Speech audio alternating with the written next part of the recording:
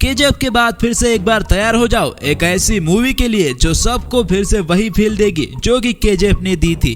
विक्रांत रोना का ट्रेलर देखकर सच में मुझे केजीएफ पार्ट 1 की याद आ गई, जिसमें एक नर्क जैसी जगह पर एक मॉन्स्टर आता है और कहानी चेंज हो जाती है। वैसे ही यहाँ एक डेविल आएगा जो कहानी में ट्विस्ट लाएगा। South industry back to back कमाल की फिल्में दे रही है, ऐसी फिल्में जिसे न सिर्फ इंडिया में बल्कि दुनिया भर में पसंद किया जा रहा है। ये बड़ी अच्छी बात कही आप।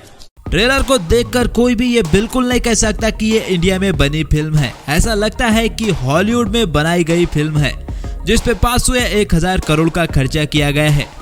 चल झूठा।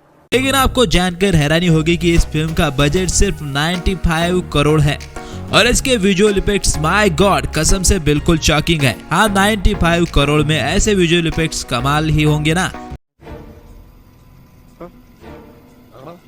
दोस्तों, मैंने अपनी अपकमिंग पैन इंडिया मूवीज वाली वीडियो में कहा था कि हम 200 करोड़ में भी 2000 करोड़ वाली हॉलीवुड मूवीज को टक्कर दे सकते हैं और ये फिल्म इसका जीता जागता सबूत है। नहीं।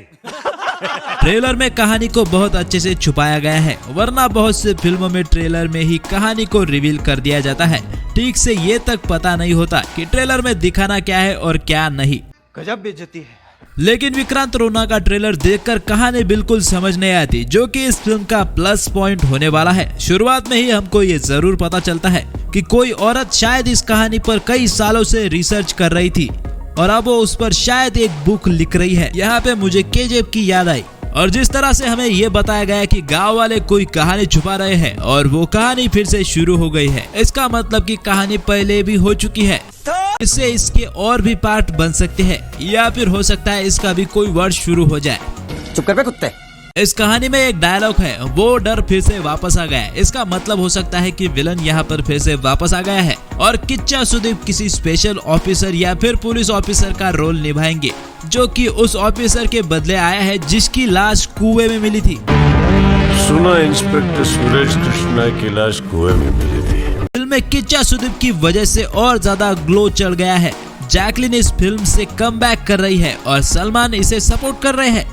नहीं, मैं नहीं मानता। म्यूजिक तो कमाल का है और बिल्कुल इंटरनेशनल लेवल का है। म्यूजिक के बिना मूवी का कोई मतलब नहीं। अगर ढंग का म्यूजिक ना हो तो समझो मूवी डूब गई और इन्होंने म्यूजिक का बिल्कुल सही इस्तेमाल किया है। डायलॉग तो भाई ऐसे है कि इन्हें सुनकर ही रोंगटे खड़े हो जाएंगे। Once upon a time, there was a devil. gara gara gara gara jarba। और सोचो, इतने खतरनाक जंगल में जहां पहले भी कई लोग गायब हो चुके हैं, वहां पे अब एक डेविल उतरेगा। मतलब कि मूवी में एक्शन और सस्पेंस भी बहुत ज्यादा देखने को मिलने वाला है। ये मूवी पैन इंडिया रिलीज की जा रही है और साथ में इंग्लिश में भी रिलीज हो रही है। कुछ मूवीज के पैन इंडिया कलेक्शन को देखकर Indian film industry pan India business को समझ चुकी है। वैसे अगर ये मूवी ठीक से चली तो इतने कम बजट में भी आरआरआर और केजीएफ जैसे मूवीज को टक्कर दे पाएगी। आपको विक्रांत रोना का ट्रेलर कैसा लगा बिंदास कमेंट में बताओ। वीडियो अगर अच्छा लगा हो तो लाइक और शेयर जरूर करना और चैनल पर अगर नए हो तो चैनल को सब्सक्राइब करके बेल आइकन को ऑल पर सेट कर दो। मिलते हैं अगली वीडियो में, तब तक आप फिल्में देखो।